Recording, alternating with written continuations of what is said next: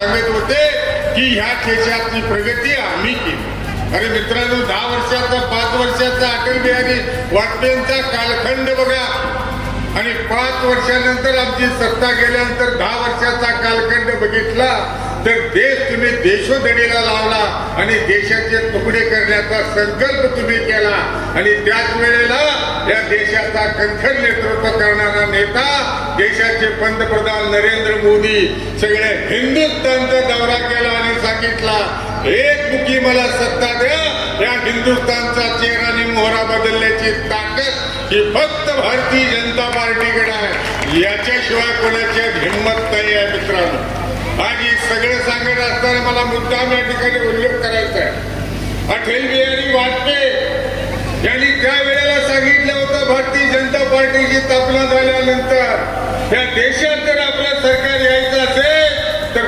50 वर्ष आपल्याला वाट बघावी लागेल। 50 वर्ष विरोधाच्या पार्टीमध्ये लढायची हिंमत कुणाची नसते। मित्रांनो, प्रत्येकाला उड्या मारून मला काय मिळतं हे बघायचं असतं, पण भारतीय जनता पार्टीचं ब्रीददेवा काय, शेवटच्या माणसापर्यंत सत्ता गेली पाहिजे, शेवटच्या माणसाला समृद्धने बलवान आणि शक्तिशाली करण्याचं काम हे भारतीय जनता पार्टीचा अजेंडा आहे। मित्रांनो, आज हे सगळं करत असताना आज काही लोक सांगायला लागले भारतीय जनता पार्टी 400 पार झाले की देशाचं संविधान बदललं। तर मला काय कळत नाही, अरे तुम्हाला काँग्रेसवाल्यांनी एवढी तरी परमेश्वरानं बुद्धी द्यायला पाहिजे।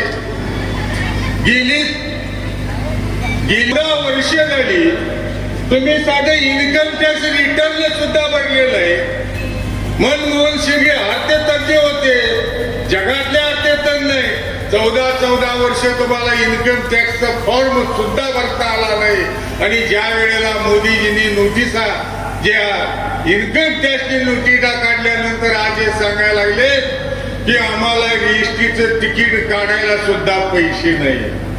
मित्रांनो, जरा खिशातलं घाला म्हणजे कळते काय करायला लागतंय। हे आयुष्यभर नुसतं दुसऱ्याच्या जीवावर राजकारण करून चालत नाही, तर हा देश सुजलाम सुफलाम आणि बलवान करायचा असेल, या देशातल्या सर्वसामान्य माणसाला न्याय द्यायचा असेल, या देशातल्या गोरगरीब जनतेच्या शेवटच्या माणसापर्यंत हे अंत्योदय जर घेऊन पोचवायचं असेल तर या जगामध्ये आणि हिंदुस्थानामध्ये भारतीय जनता पार्टी शिवाय दुसरा पक्ष नाही आहे। मित्रांनो, मला जाहीररित्या या ठिकाणी सांगायचं, आज हे सर्व काही करत असताना मगाशी मी बोलता मुद्दा विसरून गेलो की लोकांनी सांगितलं अब की बार 400 पार, काय नारा दिलाय, अब की बार 400 पार।